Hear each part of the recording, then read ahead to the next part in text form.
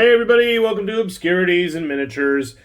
It dawned on me the other day, I have never done one of Lord of the Prince dragons. And I've had quite a few videos on Lord of the Prince models, and they're always quite nice.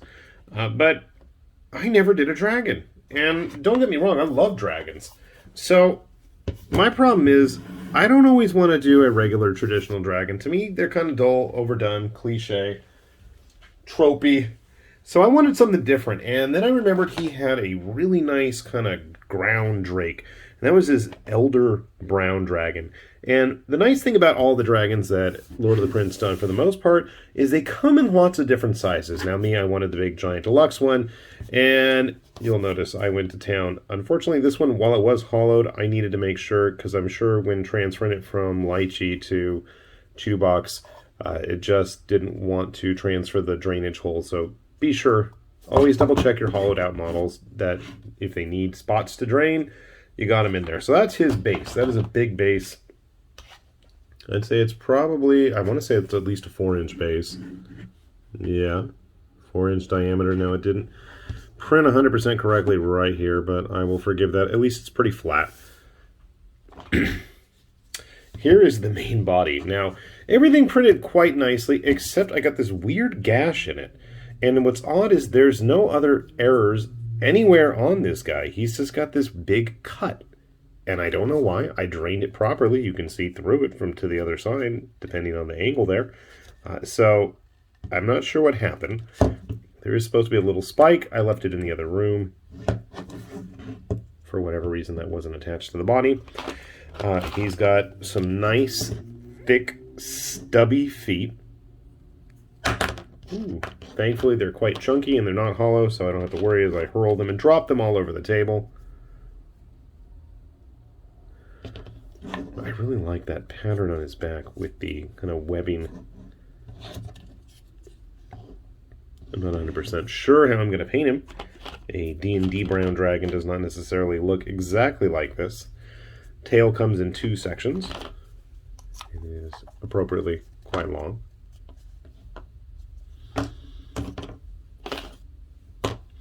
And then finally, I've got the face that only a dragon fan could love. Almost beak-like. I'll clean it up a little bit more there. That shouldn't be a big issue. So I want to say I think I fit everything on my Mono X probably within 2 plates. I think the base and the tails were one set, and then I did the body and the limbs in another batch. And thankfully, since it is hollowed out, I want to say it didn't take too much resin. I could be wrong. I've been printing so many things that I just lose track, and there's always like a never-ending supply of bottles, because that's literally where all my hobby money seems to go these days. Once upon a time, it was buying boxes of stuff. Not anymore. That's a whole different story. I'm a man of relatively few vices, thankfully, except for this. So I can afford to indulge myself, and I better go find that last little spike. But all in all, it looks like a pretty straightforward, simple build.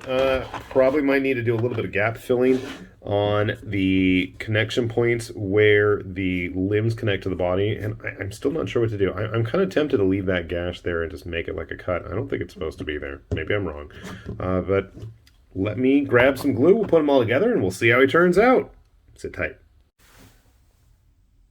Alright, so we got our brown dragon all put together here. There's that base again, in case you forgot what it looked like. And not that it required a whole lot of work, but our big dragon pal is done. And I really like how epic he looks posed atop his rock.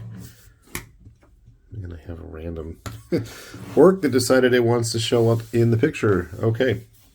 But that should give you guys a good size indication of what we're dealing with. I mean, construction-wise, really no issues. Obviously, there's a little bit of gap filling that needs to be done. Still not sure what is up with that weird slice in his belly. Like I said, I think I'm going to keep it as a battle wound. But to me, it's big, but it's not overtly big, you know? I mean, there's some massive stuff, not only from Lord of the Print. I mean, they're definitely guilty of putting out some gigantic models. Stormcast there. just to give you guys a good idea of what we're dealing with here. I don't have a lot of other dragons, believe it or not. I love dragons, and I don't really own a whole lot. We've got 2 of the Archon dragons here that I've been saving for a free moment to go ahead and play around with. And I'm thinking I might try some of those speed paints with them. I've heard some good things, but that's going to require time, energy, and money to sit down and play with. So to me, the Archon dragons, and I mean, these are plastic kits, but that doesn't really matter, are like the ideal size for a dragon. I mean, sure, we could absolutely go bigger. And I mean, scale-wise, you know, they're right about up, you know, near head level for this guy.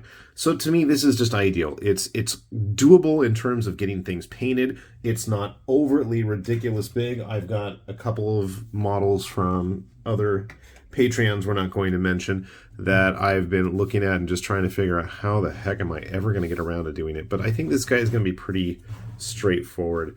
And I know I've mentioned it in a couple other videos of rather large monstrosities. My hope is that I have some time this summer. If you're watching this in summer, well, then hopefully I'm sticking to that.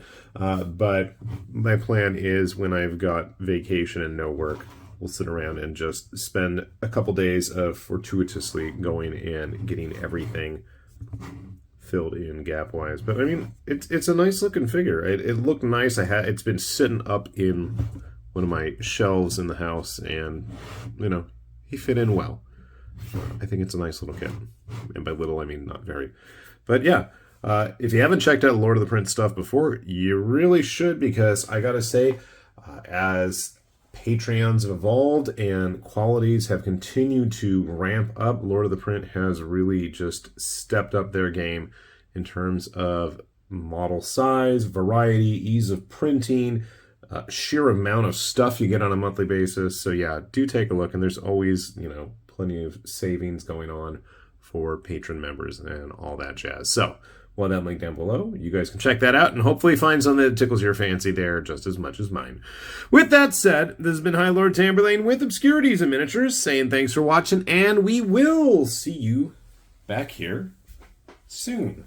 And I was going to have his shark friend here come and play with him, but I guess that's not going to happen. Oh well, we'll just have to leave you guys with them. Bye-bye.